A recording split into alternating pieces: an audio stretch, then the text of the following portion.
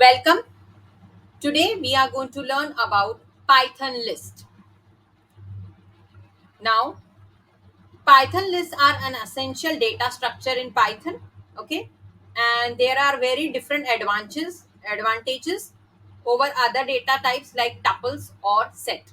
So a list is a built-in data structure in Python that allows storing multiple items in a single variable.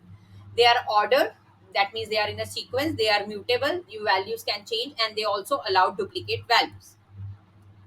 Now here you can see there are different ways of creating a list. Yes. So empty list, you can see square brackets represent it's a list and it will be blank, so it's an empty list. Then list with elements, so you have created another list called as numbers under which you have stored 1, 2, 3. Then mixed data types, so you have created another list under which you have different data types. You have a whole number, that is integer, then you have a string, then you have a floating point number. Then also you can create a list with the help of list constructor. So this is how you create it. List is the name of the constructor, then double small brackets, and then 1, 2, 3 are the values. Okay. Now accessing list elements. So over here, using indexing. Indexing means giving numbering to the items. Now numbering always starts with 0. So the first item will be given as number 0 and so on. Then there is something called as negative indexing. That means you have to give the values from right to left. In positive indexing, you give it from left to right. Okay. So from when you do negative indexing, when you give it from right to left, you start with -1, then -2, and so on. Then accessing a range. So here the term comes is slicing. Slicing means cutting into sections. So suppose I want items only from position number 1 on from position number 1, index number 1. So this is how I write it, 1:3. So what it will do, it will slice and give you the output for 1 and 2. 3 will not be taken into consideration. Okay. Then modifying list, like changing an element. Like suppose I want to change an item which is at position number 1. So this is how you do it. You write the position number, index number, and then equal to new value which you want to give inside the double quote. So the value will change. Then if you want to add new values, there are two functions, append and insert. Then when you want to remove the elements, there are functions called as remove and pop. Then list operations. So there are different operations which you can do on the list. First is concatenation, means combining two lists. So you can see over here list 1 plus list 2. So this plus operator is used for the concatenation. Then comes your repetition. So suppose you want to repeat the same list again and again. So list name multiply by the number of times you want to repeat. So suppose you write 3. So list 1 will give output thrice. Okay. Then comes your checking membership. So suppose I want to check any item whether it is present in the list or not. So we use if. Suppose I'm checking for the number 2 in my list, so it will check it.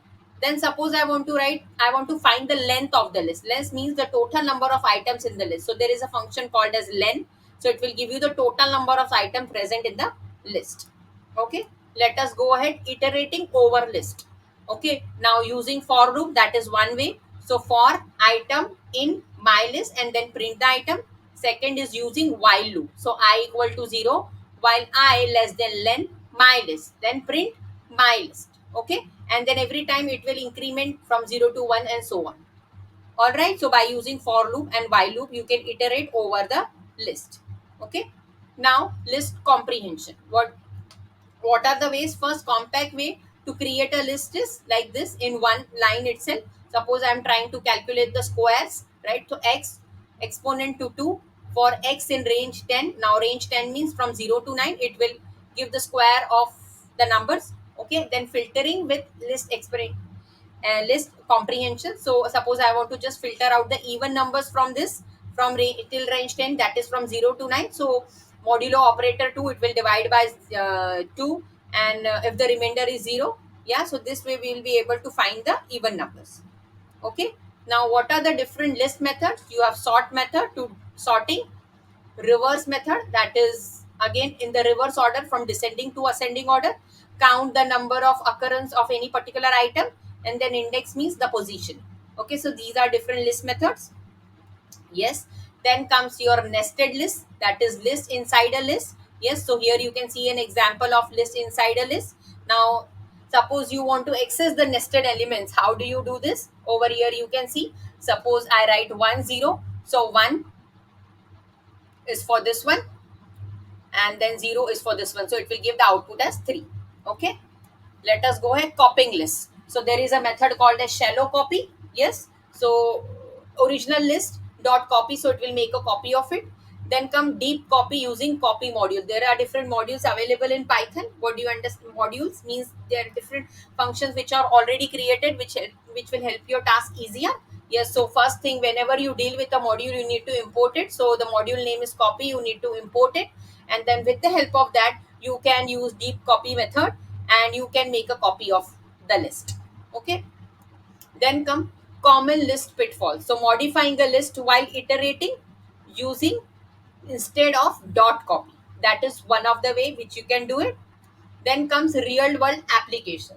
So data analysis, it is used for that. Pandas data frame list. Then comes for web scraping, that is storing scrap data. And then for machine learning, handling data features. Now let us summarize everything. What all things we learned under this topic? Lists are ordered, mutable, and allow duplicates.